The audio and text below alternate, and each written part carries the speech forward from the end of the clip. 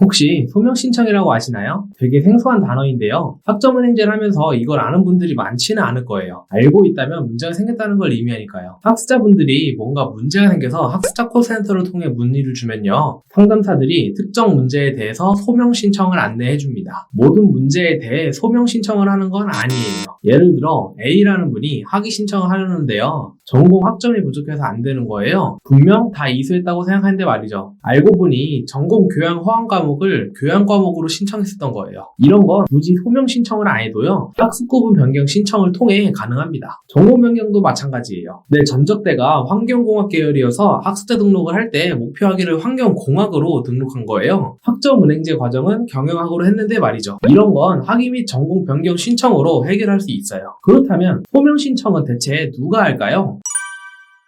소명 신청은 학위 취득을 했는데 이전에 신청하지 못했던 학점이 필요할 때입니다. 사유는 다양하죠. 학위 취득을 하고 나서도 해당 학점을 신청할 수 있다고 생각하거나요. 깜빡 잊어서 신청하지 못하는 경우도 있죠. 모든 사람들이 학점을 딱 맞춰서요. 80학점, 140학점 이렇게 취득하지는 않아요. 넘치게 취득하는 분들이 꽤 많습니다. 전문학사 과정을 진행하다가 학사 과정으로 바꾸시는 분들도 있고요. 전적대 학점을 많이 가져와서 그걸 넣는 분들도 있어요. 학위 신청을 할 때 비용이 들지는 않지만요. 학점 인정 신청에는 학점당 수수료가 들어가서요. 학위 신청에는 문제없다고 생각하고 버리는 거죠. 다만 이게 어디서 문제가 되냐면요. 자격증을 취득할 때 문제가 생기거나 선이수 과목을 인정받을 때 문제가 생깁니다. 내가 학점은행제로 그 수업을 들었어도요. 나중에 자격증 취득이나 대학교에 원서 접수를 할 때 해당 과목 이수를 인정받으려면요. 학점 인정 증명서가 필요합니다. 이 증명서에 나오는 과목은 학점 인정 신청을 해야만 표기가 돼요. 미신청 상태의 학점은 인정되지 않습니다. 그런데 학위 신청을 통해 학위를 취득하게 되면요. 학위 취득 이전에 미신청 상태의 학점들은 사라집니다. 인정받을 수 없는 상태가 되는 거예요. 그렇다고 해서 다시 수업을 듣는 건 시간도 오래 걸리고 비용도 한 번 더 내야 하니 아깝죠. 자, 서론이 길어졌네요. 그럼 소명 신청 접수는 어떤 과정을 통해 진행될까요? 기본적으로 매 분기 접수 기간에만 신청할 수 있습니다. 학습자 등록 및 학점 인정 신청 기간을 뜻하는데요. 부득이한 경우에 비접수 기간에 신청하는 경우도 있어요. 이거는 정말 특이한 케이스입니다. 접수 방법은 우편 신청이나 방문 접수로 가능해요.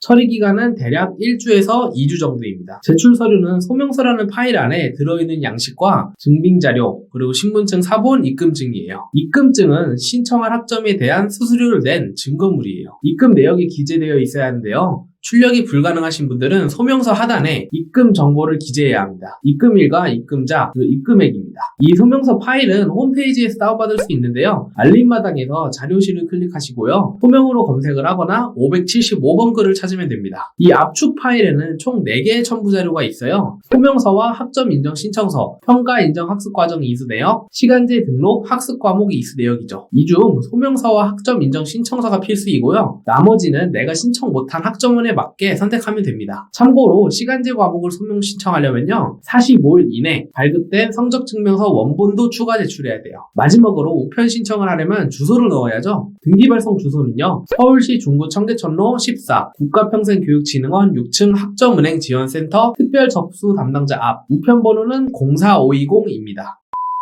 이렇게 소명 신청 방법에 대해 설명드렸는데요. 이걸 하기 전에 학습자분들이 꼭 확인해야 하는 절차가 있어요. 자가진단이라고 할 수 있는데요. 총 4가지입니다. 첫 번째는 내가 학위 취득한 날을 확인해야 합니다. 가장 기본이죠. 이후에 미신청한 과목의 이수 연원일을 확인해야 하고요. 학위 취득 이전에 이수한 거라면 이수 제한을 초과했는지 확인해야 해요. 이건 학기 연간 및 1개 교육훈련 기간에 이수 제한 초과 여부를 말합니다. 여기까지도 문제가 없다면 마지막으로 중복 과목 이수 여부를 봐야 해요. 이미 같은 과목으로 학점 인정됐을 수도 있거든요. 만약 이러한 일련의 과정들이 어려우시면요. 학습자 콜센터로 문의하시면 안내해 주실 겁니다. 이외에도 궁금하신 점이 있다면 유튜브 댓글로 꼭 남겨주세요.